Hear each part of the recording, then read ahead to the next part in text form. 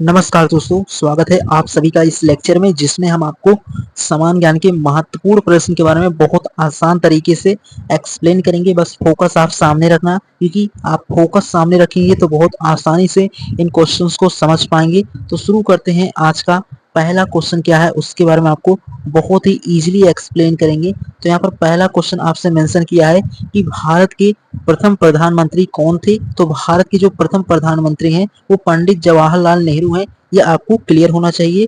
ये क्वेश्चन सीधे एग्जाम में बनने वाले क्वेश्चन हैं और आप लोगों के प्रीवियस ईयर एग्जाम में आए हुए क्वेश्चंस हैं। एंड उसी प्रकार सेकंड है, इसमें मेंशन किया है कि 1857 की क्रांति का मुख्य कारण क्या था। यानी कि जो 1857 की क्रांति हुआ था उसका मुख्य क्या कारण अगर आपसे एग्जाम में पूछेगा तो उसका जो कारण था वो यही था कि सैनिक वो यानी कि जो सैनिक थे उनमें असंतोष था, क्योंकि वो सैनिकों में असंतोष इसलिए था क्योंकि जो ब्रिटिश थे यानी कि ब्रिटिश सोल्जर जो थे वो जो कारतूसों का प्रयोग करते थे उसमें गाय और सुअर की चर्बी का प्रयोग करते थे, जिससे जो सैनिक थे उनमें ये यानी कि जो सैनिक थे वो ये नहीं चाहते थे कि उन्हें गाय और सुअर की चर्बी से मिले हथियार। तो इसीलिए 1857 की क्रांति का ये पहला कारण था कि सैनिक असंतोष और कारतूसों में गाय सुअर की चर्बी का प्रयोग, यही मेन कारण था 1857 क्रांति का मुख्य कारण। एंड उसी प्रकार ये क्वेश्चन अपने आप में खास है और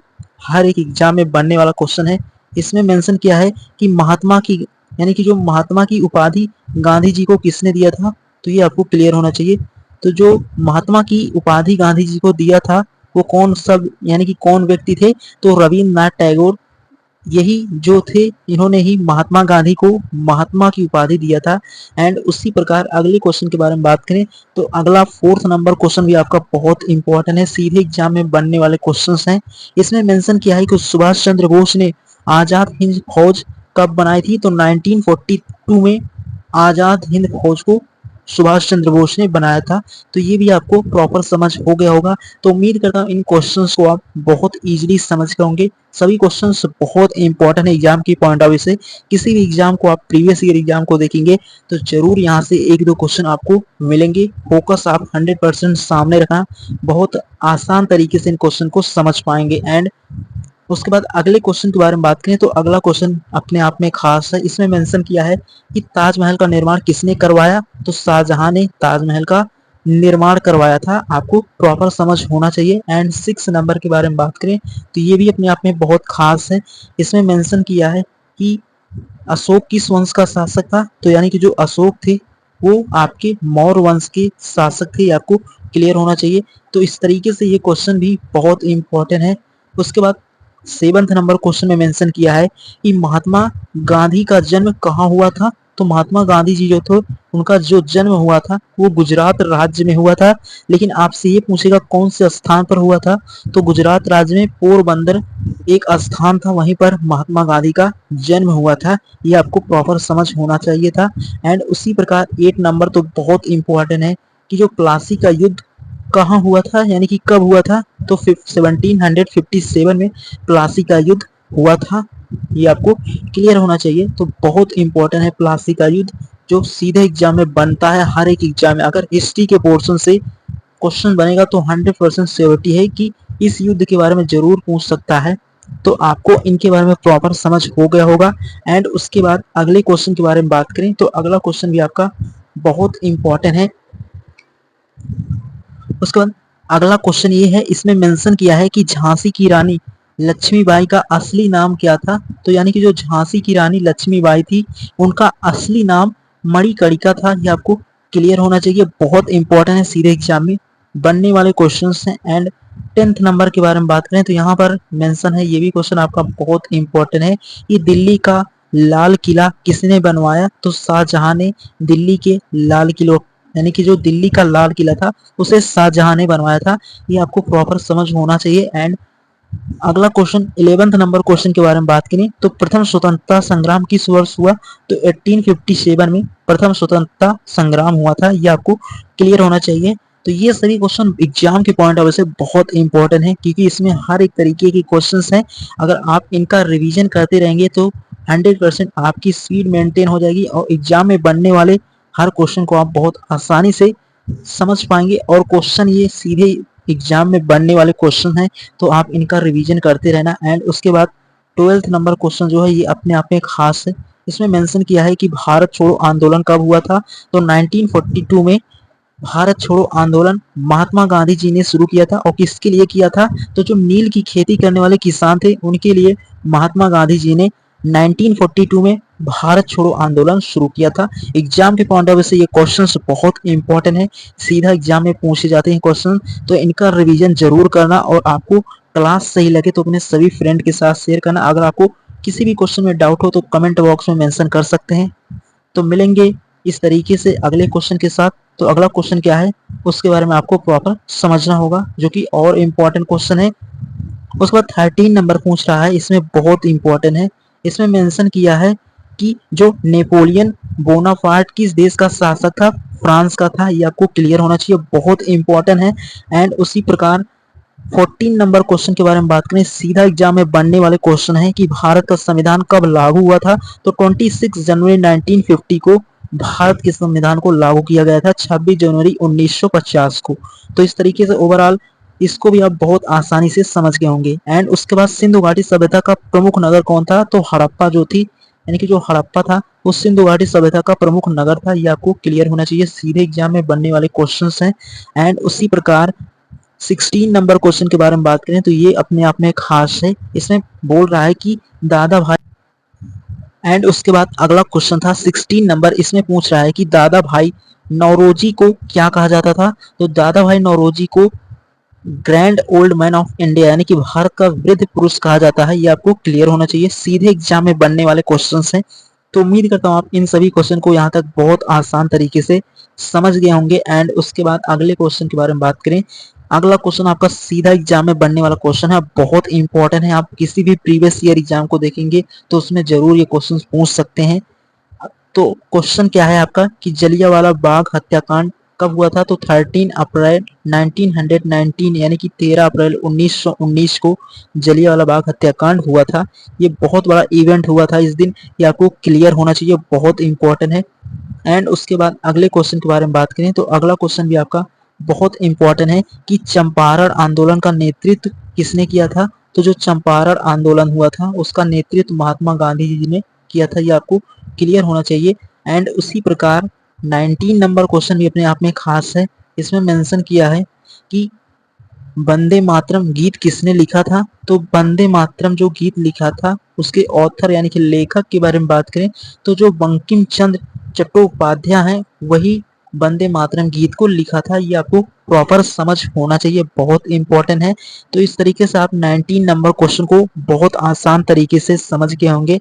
एंड उसके बाद अगले क्वेश्चन के बारे में बात करें तो अगला क्वेश्चन आपका 20 नंबर क्वेश्चन, ये भी अपने आप में खास है। इसमें मेंशन किया है कि आर्य समाज की स्थापना किसने की, तो आर्य समाज की स्थापना करने वाले हैं स्वामी दयानंद सरस्वती जो थे वो आर्य समाज। तो इस तरीके से आर्य समाज की जो स्थापना करने वाले हैं वो स्वामी दयानंद सरस्वती हैं। ये आपको क्लियर होना चाहिए, बहुत इंपॉर्टेंट है।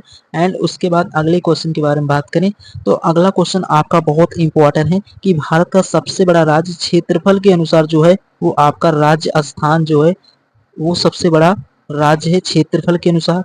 एंड उसी प्रकार बात करें भारत की सबसे लंबी नदी जो है वो सबसे बड़ी नदी के बारे में पूछेगा तो वो गंगा नदी हो जाएगा। ये भी आपको प्रॉपर समझ होना चाहिए। एंड उसी प्रकार 23 के बारे में बात करें तो भारत पर सबसे बड़ा महासागर कौन सा है, तो भारत पर जो सबसे बड़ा महासागर है वो आपका प्रशांत महासागर, जो कि भारत का सबसे बड़ा महासागर है। ये आपको क्लियर होना चाहिए, ये भी क्वेश्चन बहुत इंपॉर्टेंट है एग्जाम के पॉइंट ऑफ व्यू से। एंड 24 क्वेश्चन के बारे में बात करें तो 24 में मेंशन किया है आपका, इसमें बोल रहा है कि सूर्य के सबसे निकट ग्रह कौन सा है, तो जो सूर्य है आपका, सूर्य के सबसे निकट जो ग्रह है वो है आपका बुध। ये आपको प्रॉपर समझ होना चाहिए था। तो ये भी क्वेश्चन आप बहुत आसान तरीके से समझ गए होंगे, बहुत इंपॉर्टेंट है। एंड उसके बाद 25 के बारे में बात करें तो ये भी अपने आप में खास है। इसमें मेंशन किया है कि भारत की राजधानी क्या है, तो भारत की जो राजधानी है वो नई दिल्ली है। ये आपको क्लियर होना चाहिए।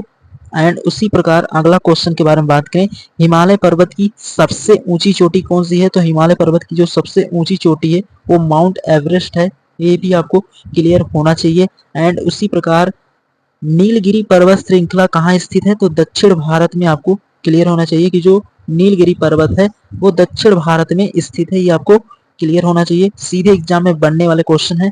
एंड 28 क्वेश्चन के बारे में बात करें, ये भी इंपॉर्टेंट है कि भारत का राष्ट्रीय जल चिन्ह कौन सा है, तो गंगा नदी जो है वो भारत का राष्ट्रीय जल चिन्ह है, ये आपको क्लियर होना चाहिए। तो उम्मीद करता हूँ अगर आपका फोकस सामने रहा होगा तो आप इन 28 क्वेश्चन को बहुत इजीली समझ गए होंगे, बहुत इंपॉर्टेंट है। एंड उसके बाद अगले क्वेश्चन के बारे में बात करें तो अगला क्वेश्चन भी आपका बहुत इंपॉर्टेंट है।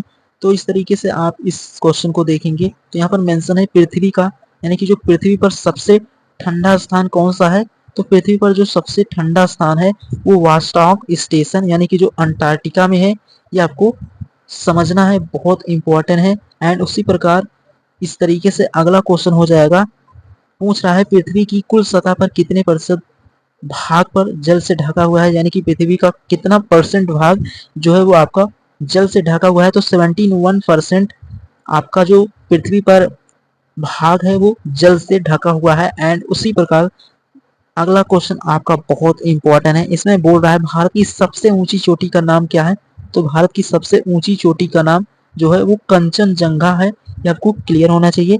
एंड अगला क्वेश्चन आपका ये भी बहुत इंपॉर्टेंट है, सीधे एग्जाम में पूछा जाता है कि थार मरुस्थल कहाँ स्थित है। तो उम्मीद करता हूँ आप यहाँ तक सभी क्वेश्चन को बहुत इजीली समझ गए होंगे, बहुत इंपॉर्टेंट है। एंड उसके बाद अगले क्वेश्चन के बारे में बात करें तो अगला क्वेश्चन भी आपका बहुत इंपॉर्टेंट है, सीधे एग्जाम में बनने वाले क्वेश्चंस हैं, ये आपको समझ होना चाहिए और बहुत इंपॉर्टेंट है। तो अगला क्वेश्चन आपका है, इसमें बोल रहा है कि भारत में सबसे अधिक वर्षा कहाँ होती है और किस राज्य में होती है, ये आपसे सीधे एग्जाम में पूछेगा। तो जो राज्य हो जाएगा वो मेघालय राज्य में होती है वर्षा सबसे अधिक। कौन से स्थान पर होती है, तो मौसिन राम में सबसे अधिक वर्षा होती है।